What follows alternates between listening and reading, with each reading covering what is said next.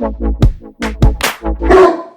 right guys, we're going to take you through our push-up program now, which is called Push-Ups for Days. We've got 4 rounds of 30 seconds of the bottom hold of the push-up, then 30 seconds rest, then 30 seconds of the top hold of the push-up position, then 30 seconds rest, and then 30 seconds of max repetitions push-ups. After each round, you'll have a full minute's rest. As I said, we'll be doing 4 rounds.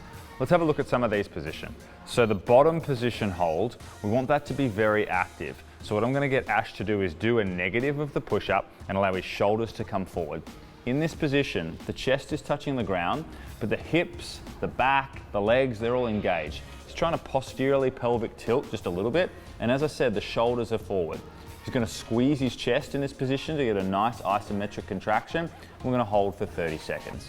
To scale this, we've got a few options. The first option would be to go to the knees and try to keep the quality of the spine and the shoulders pressing forward in this position, making sure the chest is still touching the ground. If you're not able to stay active in that position or not able to hold it for 30 seconds, find something sturdy in the house, like a couch or a bench, an appropriate angle, and perform the hold on that thing. The second position is basically a straight arm plank. So we want shoulders or hands underneath shoulders, and I'm looking for Ash to protract the scap and also make sure that he continues to hold that posterior pelvic tilt. Now if Ash is quite strong at this straight arm plank, I could ask him to make it harder by gently rocking the shoulders forward. This does put a little bit of extra pressure on the wrist, so just be mindful that if you haven't done a lot of this, feel that out, and if it's too aggressive, then slide back to a straight arm plank. If you needed to, you could also take this to the knees and hold that position. 30 seconds, making sure the shoulders stay rounded.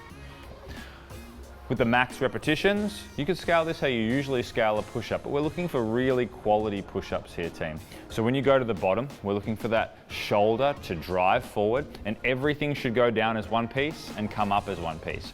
We really want you to do as many reps as you can, so go to failure here. If you need to shake it out in the 30 seconds, quickly do so, and then jump back in.